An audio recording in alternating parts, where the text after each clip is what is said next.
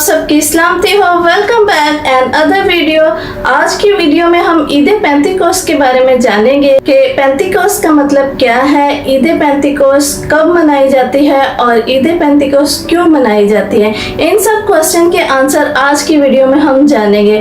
हम बाइबल मुकद्दस में रसूलों के अमाल उसके दूसरे बाब की पहली आयत में पढ़ते हैं, जब ईद पेंतिकोस्त का दिन आया तो वो सब एक जगह जमा थे। इस आयत में हमने ईद पेंतिकोस्त के बारे में पढ़ा। ईद पेंतिकोस्त क्रिश्चियनिटी में तीसरा बड़ा त्यौहार है, यानी सबसे पहले क्रिसमस सेलिब्रेट किया जाता है और फिर ईस्टर आता है और उसके बाद ईद पेंतिकोस्त सेलिब्रेट की जाती है। पेंतिकोस्त बुनियादी तौर पर यूनानी जुबान का लफ्ज है जिसका मतलब 50वां के है, 50वें दिन के हैं। ईद पेंतिकोस्त से 50 दिन पहले क्रिश्चियनिटी में एक बहुत बड़ा वाकया हुआ जिसको बहुत जोश खरोश से सेलिब्रेट किया जाता है।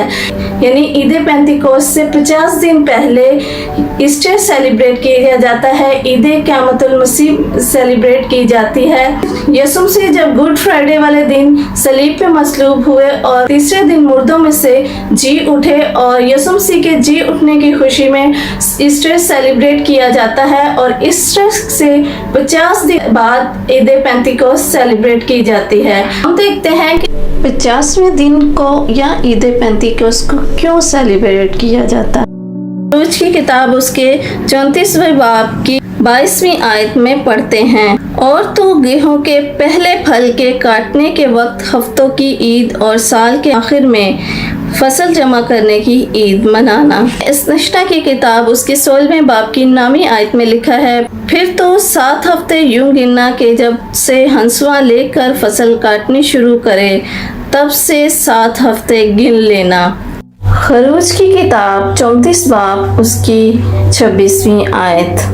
अपनी ज़मीन की पहली पैदावार का पहला फल खुदावंद अपने खुदा के घर में लाना।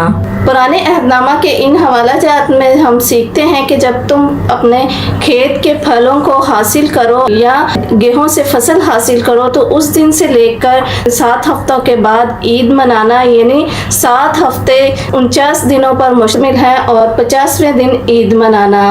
और अपने उन फलों में से पहले फल यानी सबसे पहले खुदावंद के हुजूर उन फलों को लेके आना। और जब यीशु मसीह इस दुनिया में थे तो बहुत से लोग यीशु मसीह से मिलने आते और यीशु मसीह ने उनसे कहा, जो कि हम बाइबल मुकद्दस में यूहन्ना की अंजील 12वें बाब की 23वीं और 24वीं आयत में पढ़ते हैं। यीशु ने जवाब में उनसे कहा, वो वक्त आ गया कि इब्ने आदम जलाल पाए।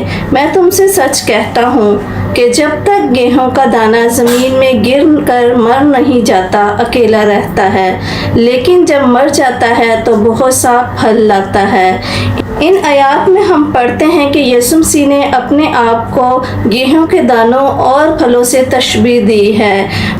यीशु मसीह ने इन आयात में बयान किया कि मैं मर जाऊंगा और फिर तीसरे दिन मुर्दों में से जी उठूंगा।